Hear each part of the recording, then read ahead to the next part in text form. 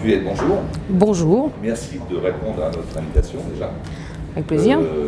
Est-ce que vous pouvez, pour nos internautes, vous présenter un petit peu? Bon, bah écoutez, c'est très difficile de se présenter soi-même.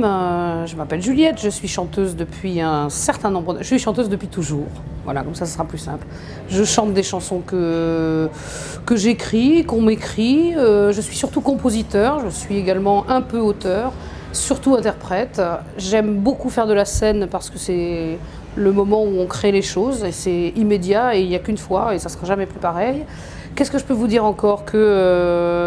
J'ai commencé par faire du piano-bar à Toulouse, ensuite j'ai fait du cabaret à Toulouse, ensuite j'ai fait des petites scènes à Toulouse, et puis ma foi après je suis partie au Printemps de Bourges, et puis là j'ai commencé à aller dans d'autres régions.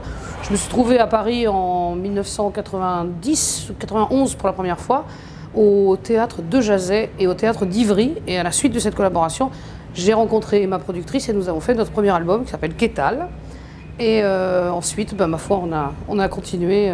Ça fait maintenant presque 10 ans qu'on travaille ensemble. Et on a 6 albums à notre actif. Voilà. Votre activité, c'est cette pièce que vous faites, ces textes que vous dites, que vous allez lire très très bientôt, textes à la fois érotiques et fantaisistes. Racontez-moi un petit peu ce que vous dites.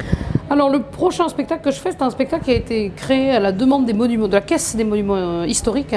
Donc c'est une commande qu'on m'a faite. On m'a demandé de venir lire, comme on demande aux comédiens souvent, de venir lire des contes du Moyen-Âge. Dans ces contes qu'on m'a proposés, j'ai fait un choix. On avait déjà, avec les responsables Monique Delon de la conciergerie et M. Philippe Corbin de la Caisse des monuments historiques, avait sélectionné avait sélectionné des textes. Un certain nombre de contes sont des fabliaux et un thème général c'était un petit peu, comment dirais-je, dessiné de lui-même, un thème général qui est effectivement qu'il y a beaucoup de contes, on dit érotique mais à mon avis c'est plutôt coquin, c'est-à-dire que c'est assez cru, ça faisait rire les gens de l'époque, donc est-ce que ça fera rire les gens de notre époque? Nous verrons. Il y a aussi un petit peu de fantastique parce que, ma foi, dans les contes du Moyen-Âge, il y a tout l'apport de la civilisation celte qui est très important, qui apporte le monde des fées, des forêts profondes, des chasses aux cerfs qui se terminent mal. Nous avons également de l'amour, parce que l'amour est entre toutes les personnes qui agissent dans les contes, que ce soit les bons, les méchants. C'est assez intéressant. Ça fait une sorte d'univers comme ça. Évidemment, ce sont des contes originaux du Moyen-Âge qui ont été traduits en français moderne. Donc je ne vais pas parler français ancien, rassurez-vous. Et puis ma foi, voilà, je vais vraiment lire avec des papiers, je vais lire les contes qu'on a un petit peu coupés, réécrits pour en faire des pièces écoutables par nos contemporains. Si on revient sur votre parcours, vous êtes à la fois atypique, dans la mesure où vous êtes connu d'un public qui est relativement, si je puis me permettre, restreint, et par contre vous êtes très très très très très connu. Les gens vous connaissent. Moi j'ai parlé à pas mal de gens de vous, Juliette, ils connaissent. Comment vous expliquez cette espèce de mélange? Alors il y a quelque chose de très curieux, effectivement, dans mon cursus, on peut dire ça, enfin en tout cas dans ce que je représente publiquement en France en ce moment, qui est pas, je ne suis pas une grande vedette hyper médiatisée, etc. C'est vrai que beaucoup de gens me connaissent, sans doute parce que chaque fois qu'ils me voient, ils ne m'oublient pas. Mais c'est aussi parce que le fait que les gens qui me connaissent vraiment sont si peu nombreux, entre guillemets, parce qu'ils sont de plus en plus nombreux, sont beaucoup les gens qui sont venus me voir en spectacle. J'existe, je l'ai dit au début, la scène pour moi c'est très important, et j'existe par la scène d'abord. En fait, je fais des chansons, je pourrais faire peut-être autre chose et exister aussi par la scène, je pourrais être comédienne, je sais pas, enfin en tout cas c'est cette immédiateté du rapport avec les gens qui m'intéresse et c'est ça que je veux défendre et continuer de pratiquer. Les gens qui me connaissent m'ont vu sur scène. Puis il y a des gens qui me connaissent parce qu'ils m'ont entendu à la radio, qui m'ont vu un peu à la télé, etc. Mais c'est annexe et je trouve bien à chaque fois que je fais un concert qu'à la sortie, des gens me disent « je ne vous connaissais pas, je suis venue parce que je vous ai entendu à la télé et j'ai eu envie d'en savoir plus ». C'est pour ça que je fais ça. Justement, par rapport à vos filiations, ce serait davantage Fréhel ou Piaf? Écoutez, entre les deux, vous me donnez un choix assez mince. Ça serait, j'ai envie de dire, ça serait ni l'une ni l'autre. Parce que Fréhel est Fréhel et Piaf est Piaf et je suis moi. Donc ça fait que si vous voulez, bien sûr, j'ai une filiation, bien sûr, j'ai entendu ça, bien sûr, je m'en suis nourrie, mais sans doute parce que je vis en l'an 2000, parce que j'ai l'âge que j'ai, parce que j'ai la culture que j'ai, parce que j'ai la vie que j'ai eue.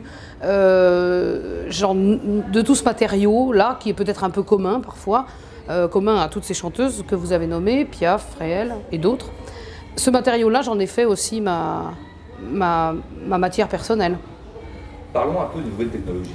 Qu'est-ce que vous pensez du MP3? Est-ce que ça vous gêne dans votre travail? Est-ce que vous pensez que la SACEM s'est terminée?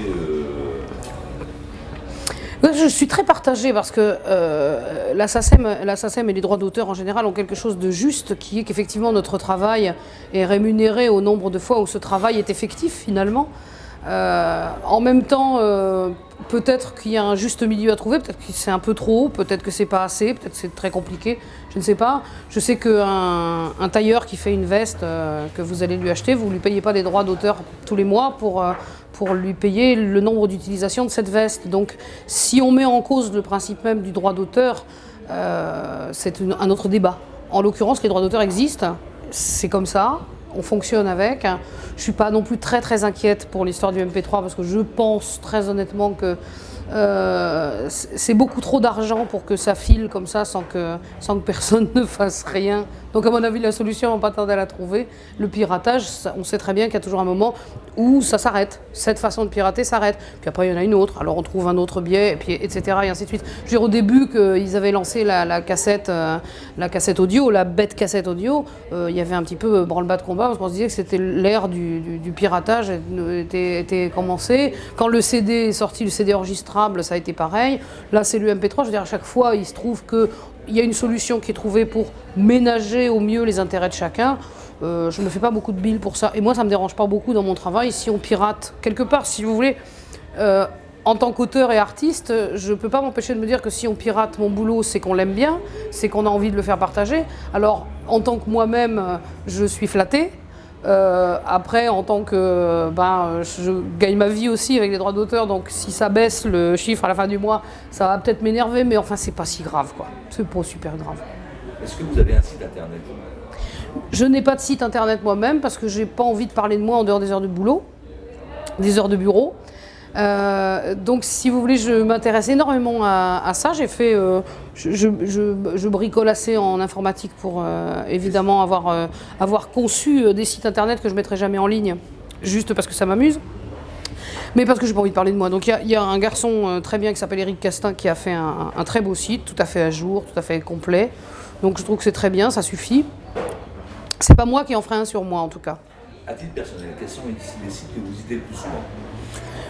En général, je vais vous dire, ce sont des sites de recherche, des moteurs de recherche, tous les moteurs de recherche, parce qu'en général, quand je vais sur le net, c'est que j'ai vraiment quelque chose à y trouver, à y chercher. Alors ça peut être aussi bien une mise à jour d'un pilote quelconque, d'un driver quelconque, qu'une information précise, par exemple sur le Moyen-Âge. Je ne vous cache pas que j'ai fait une énorme recherche Moyen-Âge, tout simplement savoir de quoi ça parle, où est-ce qu'on situe les textes que je vais dire, qu'est-ce que c'est à peu près les contemporains de ces contes du Moyen-Âge. Donc effectivement, j'ai été faire une recherche là-dessus. Je trouve ça que c'est magique d'avoir un ordinateur qu'on allume et qui est un ordinateur géant.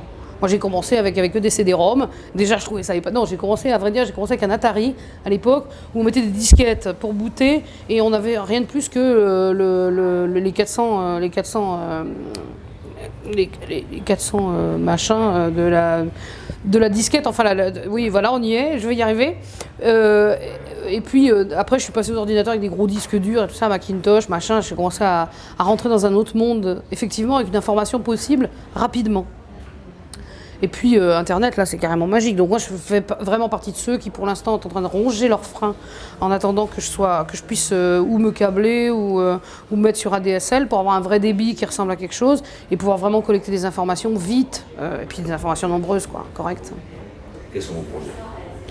Mes projets, ma foi, c'est que cette année, entre deux tournées, j'ai pas beaucoup de tournées cette année parce que je vais écrire un nouvel album, tout simplement. C'est déjà pas mal comme projet, ma foi. Je vais essayer d'être auteur et compositeur cette fois-ci. Peut-être pas arrangeur, mais un petit peu quand même, parce que j'aime bien ça. Donc voilà, je vais essayer de faire un album encore un peu plus personnel. Il y aura de toute façon des textes des autres parce que j'aime bien mélanger. Mais voilà, c'est mon projet de l'année. Juliette, merci beaucoup. Merci, avec plaisir.